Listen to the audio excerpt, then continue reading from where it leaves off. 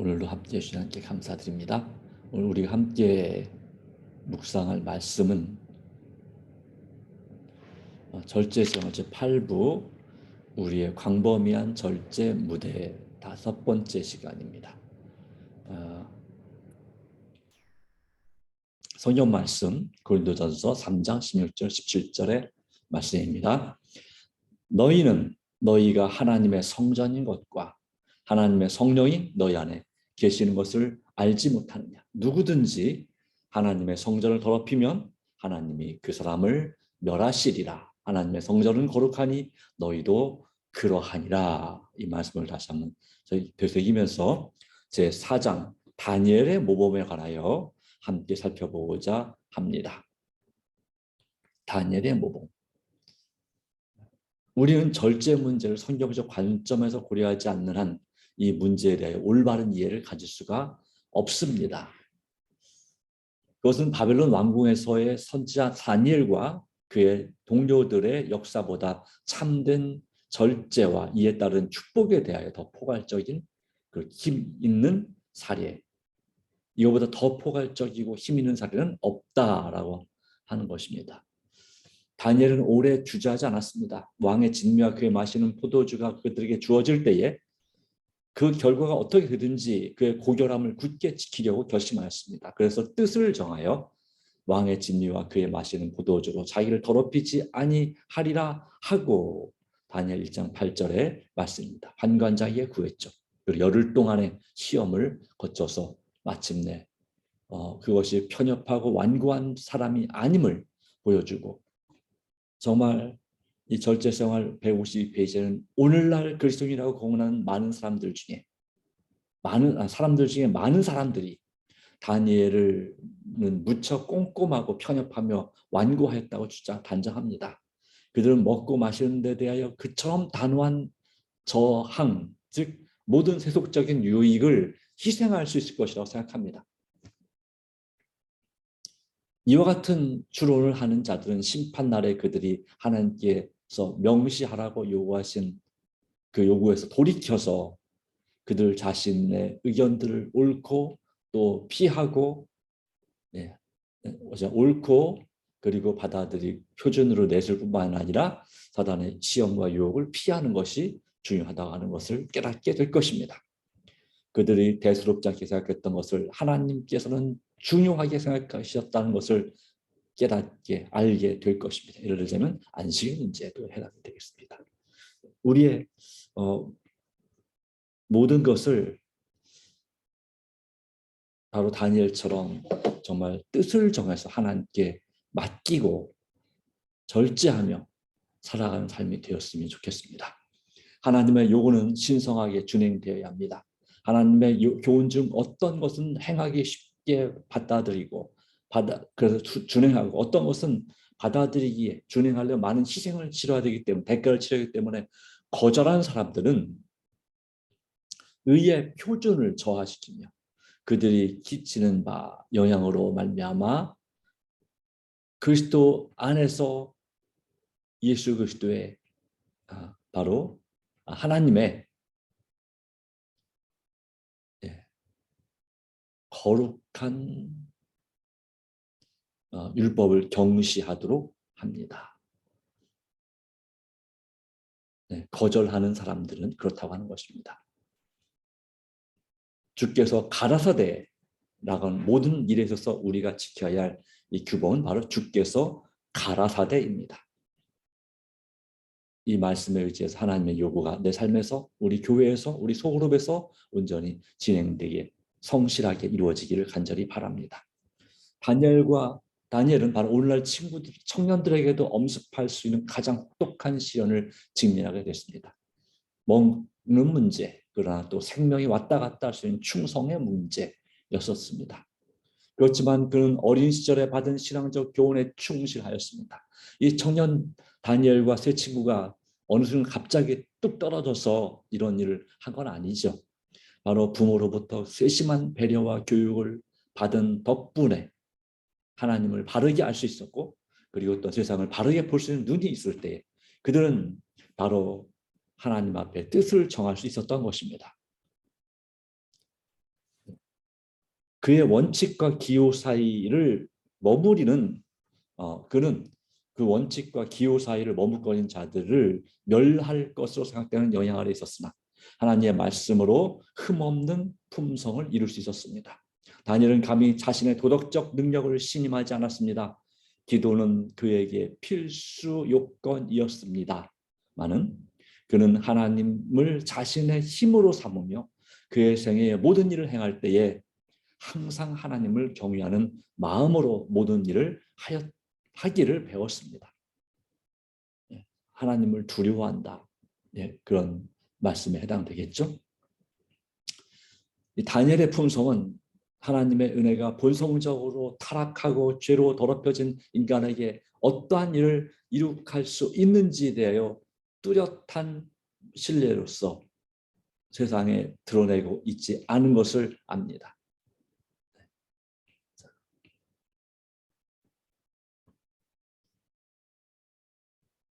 그의 고상하고 자기를 부정하는 생활, 평범한 인류에게 격려를 주고 있습니다. 이것으로부터 우리는 당당하고 확고히 시험을 저항하며 가장 혹독한 시련 가운데서도 온유한 품성을 지니고 정의의 편에 설 수 있는 힘을 얻게 된다라고 다시 한번 기록하고 있습니다. 그렇습니다. 성화의 한 조건인 자제, 다니엘은 이와 같은 자제의 전문 달인이었습니다. 말 그대로. 성화된 품성이 무엇으로부터 구성되는 것에 대한 하나의 고무적인 신뢰가 됐습니다. 그의 생애는 우리를 특히 청년들에게 바로 교훈을 주고 있습니다. 하나님의 요구에 철저하게 순종하면 심신의 건강에 유익을 준다. 도덕적으로나 지적으로 모든 최고의 사람들에 이르려면 하나님께 지혜와 힘을 구하고 모든 생활 습관 가운데서 엄격한 절제를 행할 필요가 있다고 하는 것입니다. 그렇기 때문에 우리는 기도가 절대적으로 필요합니다. 하나님을 의지하는 것. 제4장 다니엘의 모범. 다니엘과 그의 친구들의 경험에서 우리는 식욕에 방종을 하려는 그 유혹을 물리치면 원칙이 승리하는 시대를 알게 된다고 하는 것입니다. 그 신뢰는 비록 젊은이들에게 커다란 희생이 된다 할지라도 신앙인 원칙을 통하여 하나님의 육신의 정욕과 또 바로 승리를 누릴 수가 있게 되겠죠. 하나님의 요구에 진실할 수 있다는 것을 우리에게 알려주는 것입니다. 어떤 그 출세를 위해서 이런 것이 아니고 진실한 마음으로 그렇다고 하는 것입니다. 절제생활 155페이지 원칙에 어긋나게는 한 가지 행동으로 그들의 의에 대한 개념을 약화시키며 악에 대한 순종을 더욱 강하게 할 수 있었습니다. 네. 자, 한 사람이 발을 잘못 디디면 다른 사람들로 하여금 그 영향을 받아 하늘과 연결이 끊어져 유혹을 받아 멸망하게 될 수 있다는 것을 기억합니다. 그렇기 때문에 우리는 가급적이면 이 시장을 보러 온 이 아내나 남편을 자극하지 않아야 된다 이 말이죠. 도리어 그 희생시켜버린 육체적 정력과 지력의 명철과 영적 능력을 회복시켜야 된다고 하는 것입니다. 이 결정을 행함에 있어서 히브리 청년들은 참남되어 행동한 것이 아니고 오히려 하나님을 굳게 의지함으로 하였습니다. 그들은 괴짜가 되기를 원치 않았으나 하나님께 욕을 돌리기보다는 차라리 괴짜 바로 그런 존재가 되기로 결심을 하였습니다.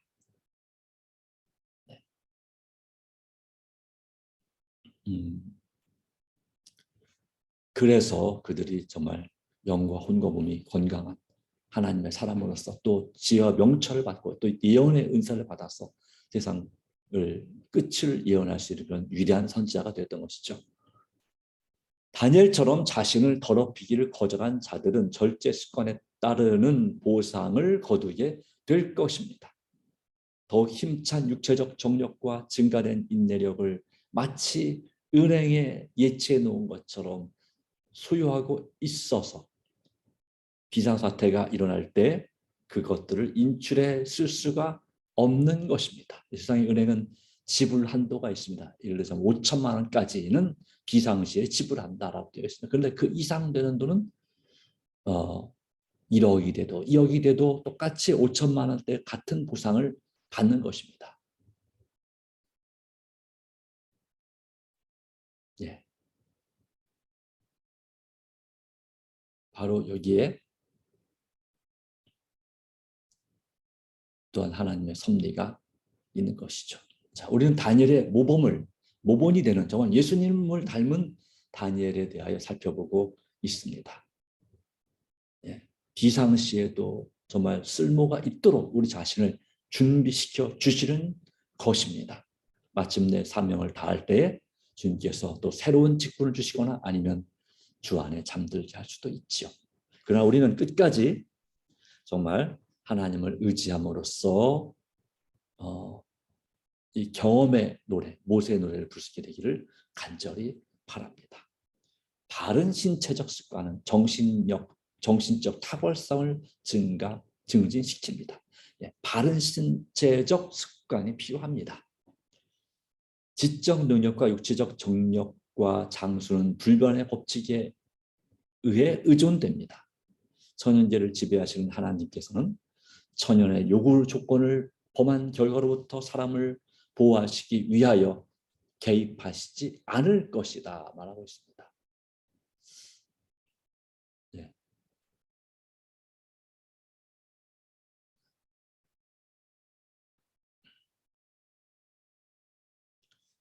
이기기를 다투는 자마다 모든 일에 절제해야 합니다. 다니엘의 맑은 정신과 확고한 목적 의식과 지식을 터득하는 그리고 능력과 유혹을 저항하는 힘은 대부분 그의 식사의 단순성과 기도의 생활의 결과였다. 우리도 그처럼 단순하게 먹고 그리고 열렬히 기도하는 사람이 되어야 되도록 합시다. 각자는 자신의 운명의 건설자다라는 그 격언이 있다고 합니다.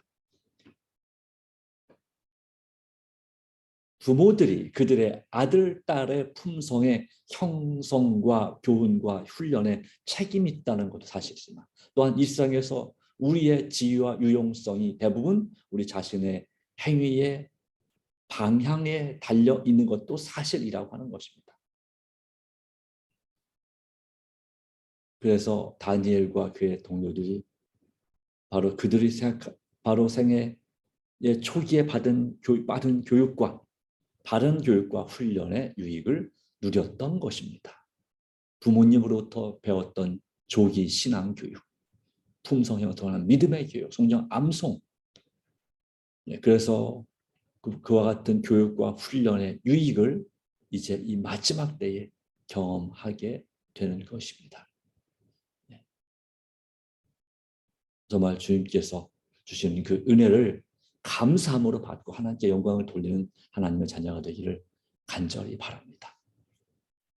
그러나 이 점만이 그들의 됨됨이를 전적으로 만든 것은 아니라고 하는 것입니다. 다른 것이 하나가 더 있는데 그들 스스로 행동해야 할 시기가, 즉 그들의 장래가 그들의 생활 노선에 좌우될 때가 온 것입니다. 그들은 유년 시절에 받은 교훈대로 진실되기로 결심했습니다. 포로로 끌려가는 동안에도. 지식의 근본이 되는 하나님께 대한 경외심이 그들의 위대성의 기초였습니다. 하나님을 경외하는 마음. 어렸을 때부터 배웠던 하나님을 섬기기로 결심하는 마음. 이것이 바로 이 다니엘의 그리고 믿음의 조상들의 모본인 것입니다. 예. 노아, 다니엘, 욥 이 세 사람이 있을지라도 라고 말한 것처럼 그것도 노아 다니엘과 현 시대의 선지자가 그렇게 썼습니다. 하나님께 그렇게 말씀하셨습니다. 에스겔 선지자에게 노아, 다니엘, 욥 이 세 사람이 있을지라도 세 사람만 있을지라도 그들의 자녀가 있을지라도 그 자녀도 구하지 못하고 자신밖에 구하지 못한다. 다니엘의 모범을 따라서 우리는 더 간절히 주님을 의지하고 믿음으로 성령의 충만을 구하시기를 간절히 바랍니다. 고린도전서 9장 25절 이 길을 다투는 자마다 모든 일에 절제하나니 그들은 썩을 승리자의 관을 얻고자 하되 우리는 썩지 아니할 것을 얻고자 하노라. 오늘도 주님의 은혜가 함께하기를 간절히 바랍니다.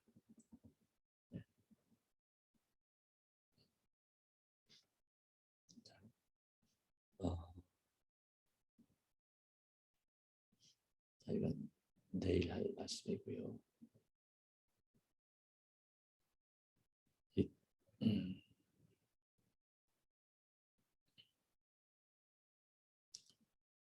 이 기도 제목을 가지고 기도하는 것 무척 의미가 있는 것입니다. 더 간절한 마음으로 주님을 의지하고 서시기를 바랍니다. 하나님 아버지, 오늘도 제 자신과 제 소유와 계획 및 우리 가족을 아버지께 다 맡깁니다. 주님께서 돌봐주시고 주님께서 인도해 주시기를 간절히 간구합니다.